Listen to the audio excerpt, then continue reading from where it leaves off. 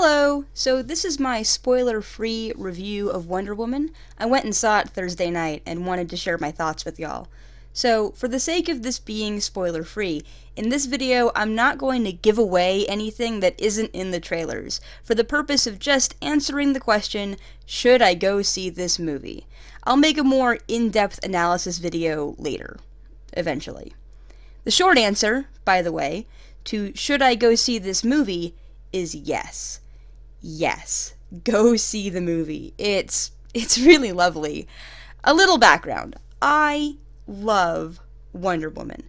I adore her. She's my favorite superhero, without a doubt. My favorite runs for her are the stuff written by Greg Rucka and Gail Simone, and I just think she's such a great, fun, inspiring character. And there were a lot of reasons to be really nervous about a big budget DCEU Wonder Woman movie. The DCEU has not been doing well review-wise. Both Suicide Squad and Batman vs. Superman were pretty universally panned, with Rotten Tomatoes scores in the 20s, and Wonder Woman can be a difficult character to write.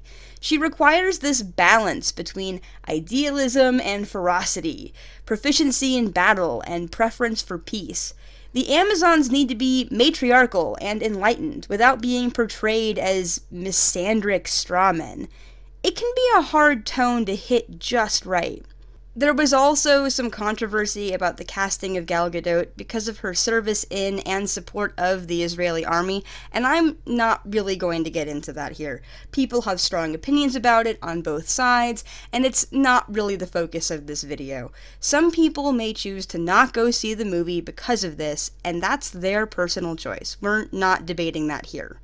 So, because of all of these factors, a lot of people were concerned that, well, this movie would suck.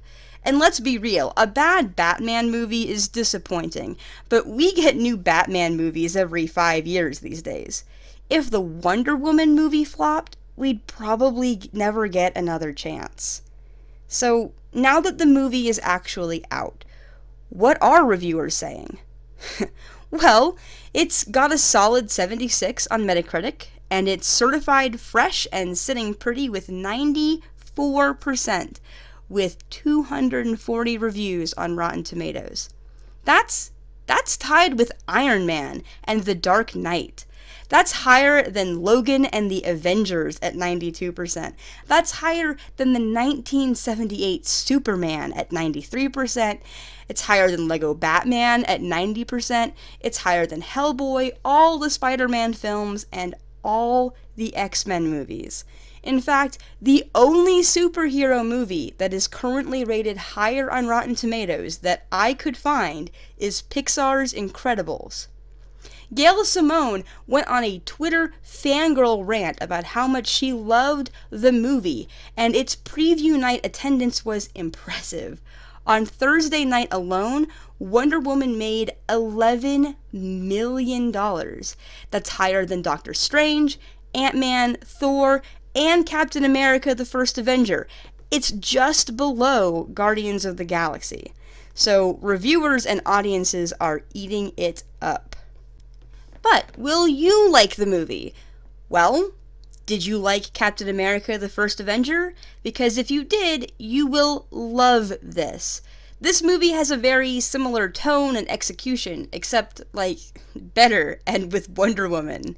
There are some janky bits, some odd pieces of CGI and slow motion that are kind of weird, and the movie is impressively long at 2 hours and 20 minutes, and there are a few adaptation issues that may bother some fans of the comics, but those are kind of spoilery and I don't want to touch them here.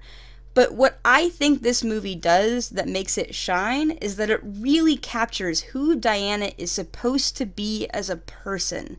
And considering it exists in the same franchise that has Superman and Batman carelessly killing people, that's a surprising but good thing. This is her origin story, and we see a young, naive Diana, full of vim and vigor, full of ideals and passion.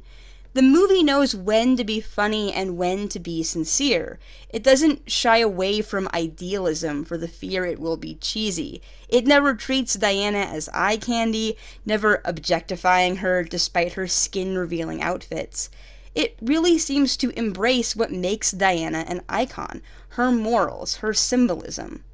The secondary cast is also fantastic, from the Amazons to Etta Candy to Samir and Chief and Dr. Miru, and yes, the Peggy Carter of this period piece, the lovely Steve Trevor. We get a decently diverse cast and some surprising thematic complexity for a superhero movie. And I'll be honest with y'all, when we finally see Diana in her full, iconic Wonder Woman outfit, tiara and lasso and all, I cried. I cried a little in the theater. Now, I say this a lot on this channel, but this was not a perfect movie, and I'll go more into that in the spoilery video when I make it. But it is a good movie, a fun, heartfelt, entertaining movie, and I think you'll like it whether or not you adore Wonder Woman as much as I do. Thanks for watching this video, guys. I'm going to try to make a more spoilery kind of analysis video for Wonder Woman soon.